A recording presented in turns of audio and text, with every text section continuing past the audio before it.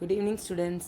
நம்ம இனிமேல் வீடியோவில் என்ன பார்க்க போகிறோம்னு பார்த்தீங்கன்னா கிளாஸ் 12th காமர்ஸ் ஃபுல் சாப்டர்ஸோடைய entire explanation with question answers PPT மாதிரி வீடியோ மாதிரி பார்க்க போகிறோம்.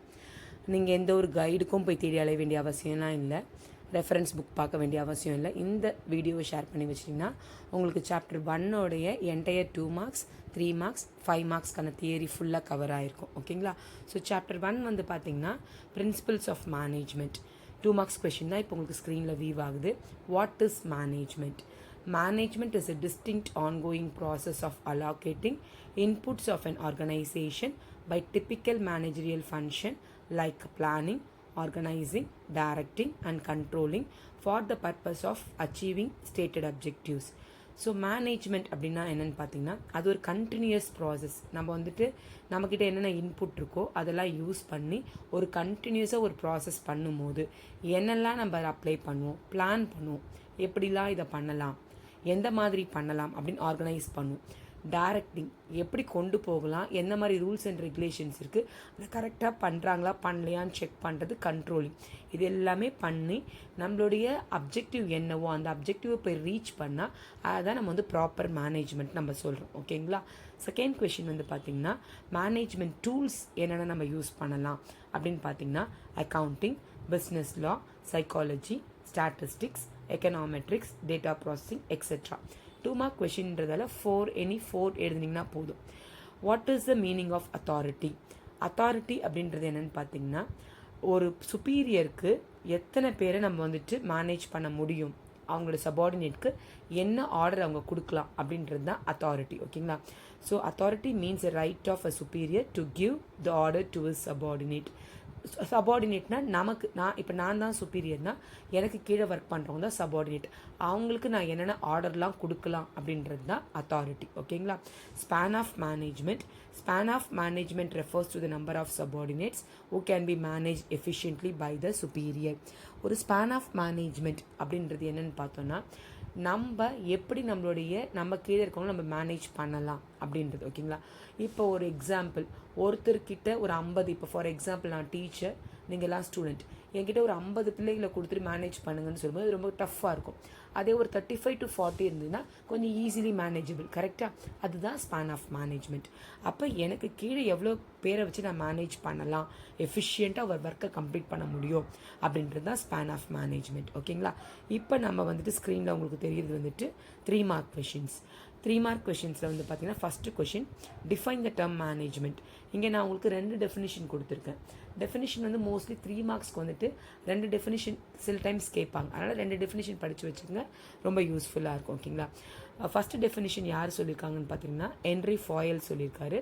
மேனேஜ்மெண்ட் அப்படின்றது என்னென்னா நம்ம ஃபோர்காஸ்ட், ஃப்யூச்சரை பற்றி எப்படி நம்ம பிளான் பண்ணுறோம், என்னென்ன பிளான் வச்சுருக்கோம், அதை எப்படி நம்ம ஆர்கனைஸ் பண்ணுறோம், அதை எப்படிலாம் நடத்தலாம் நம்ம நினைக்கிறோம், அதை யார் கூடலாம் செஞ்சு நம்ம நடத்தி முடிக்க முடியும் அப்படின்னு பார்க்குறோம்.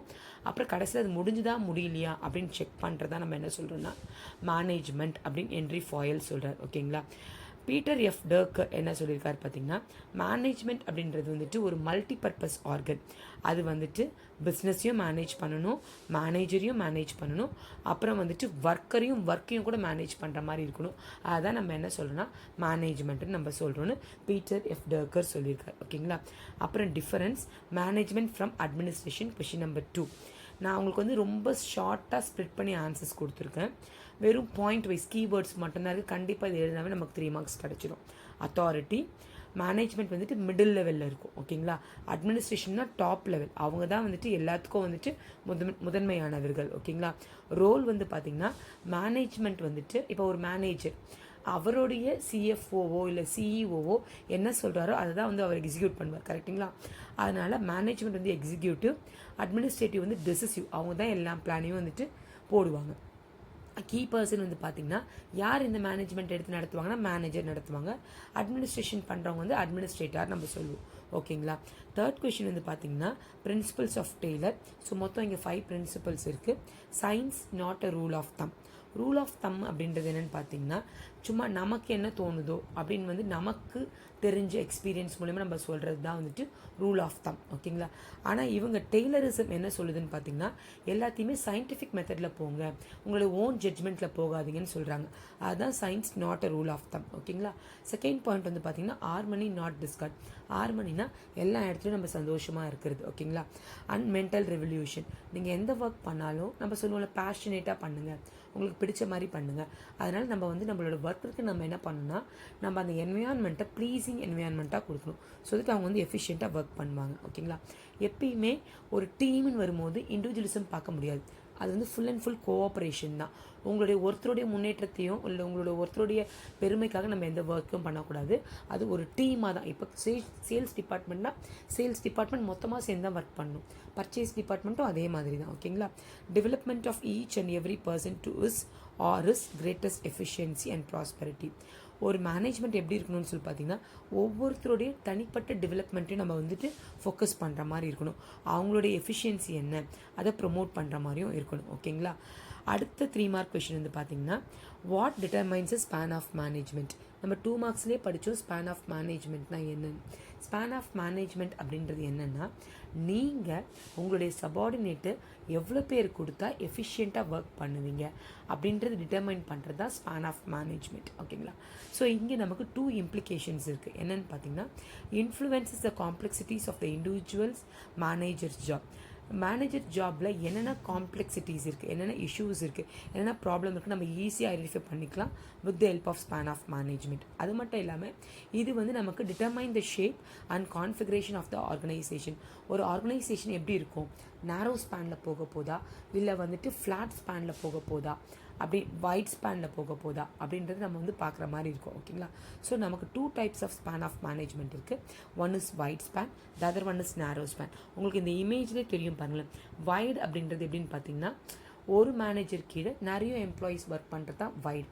நேரோ எப்படி இருக்குன்னு பார்த்தீங்கன்னா ஒருத்தர் கீழே 2 பேர், அந்த 2 பேர் கீழே 2 பேர் அப்படின்னு வந்து கொஞ்சம் கொஞ்சமாக ஸ்ப்ளிட் ஆகி வர மாதிரி இருக்கும். ஓகேங்களா?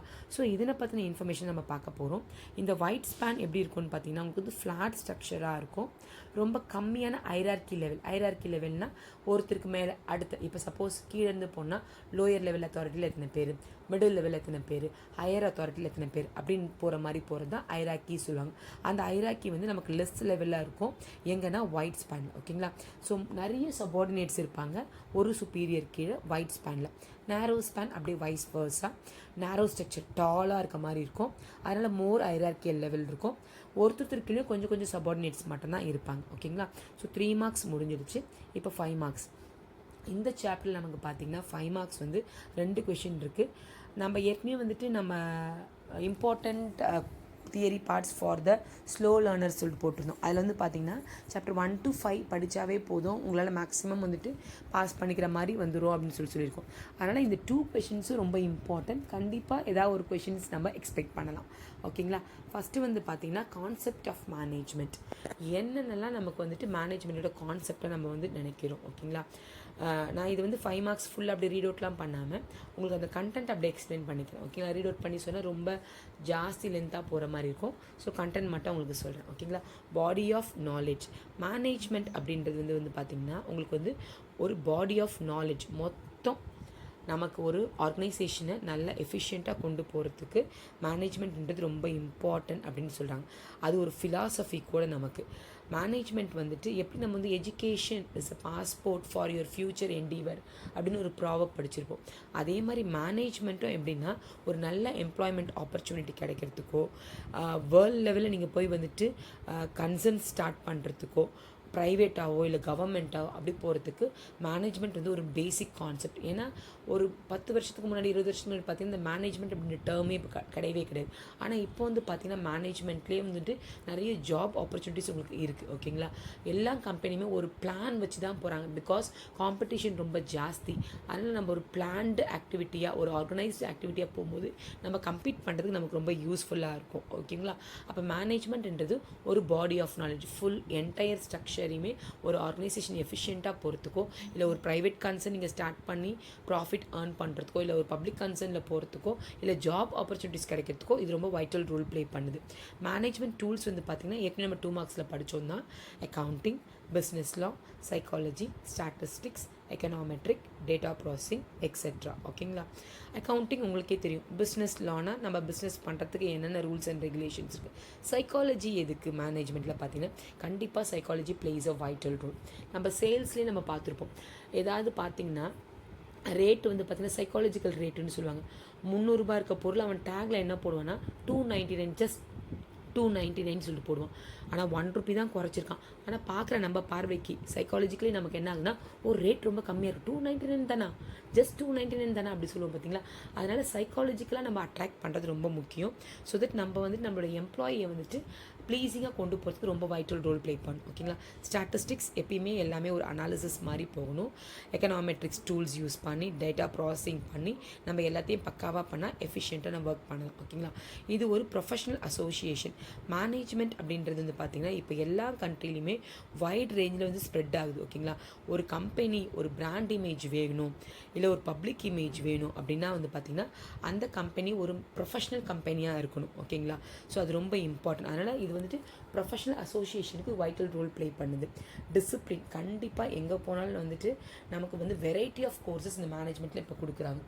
நிறைய டிசிப்ளின்ஸ் இருக்குது. பார்த்திங்கன்னா வந்துட்டு எக்ஸ்போர்ட் மேனேஜ்மெண்ட் இருக்குது, பர்சனல் மேனேஜ்மெண்ட் இருக்குது, ஃபினான்ஷியல் மேனேஜ்மெண்ட் இருக்குது, மார்க்கெட்டிங் மேனேஜ்மெண்ட் இருக்குது, ப்ரொடக்ஷன் மேனேஜ்மெண்ட் இருக்குது. டிசிப்ளின்ன்றது என்னென்ன ஸ்பெசிஃபிகேஷன் இருக்குது அப்படின்னு அர்த்தம். ஓகேங்களா?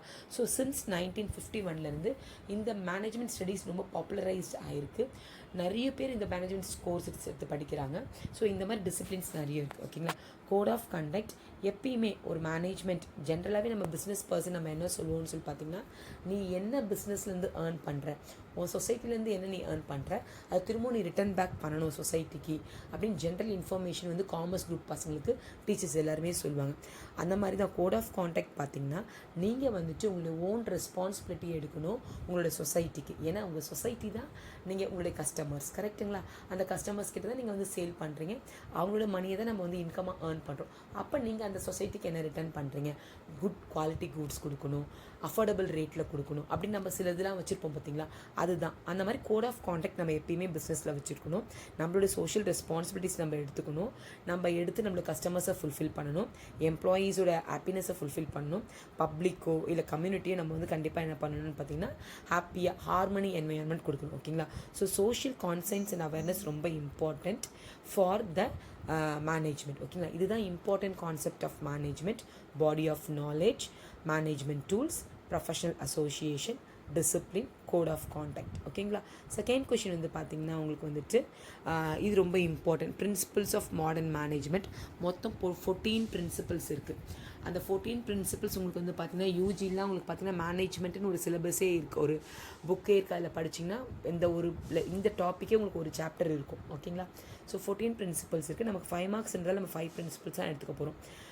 Division of work, authority and responsibility, discipline, unity of command, unity of direction. Division of work எப்பயுமே ஒருத்தர் தலையிலேயே எல்லா ஒர்க்கையும் போடாமல் ஒர்க்கை டிவைட் பண்ணி எல்லாருமே அந்த ஒர்க்கை நம்ம செஞ்சோன்னா எஃபிஷியன்சியும் இருக்கும், ஓவர்லோட் ஆகாமையும் இருக்கும். ஓகேங்களா?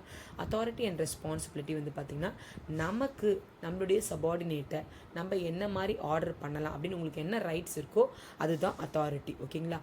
ரெஸ்பான்சிபிலிட்டி வந்து பார்த்திங்கன்னா ஆப்ளிகேஷன் ஆஃப் பர்ஃபார்மன்ஸ். நீங்கள் உங்களுக்கு என்ன டியூட்டி டு பர்ஃபார்ம்னு இருக்கோ இதுதான் உங்கள் கடமை அப்படின்றது நீங்கள் செஞ்சே ஆகணும். ஓகேங்களா?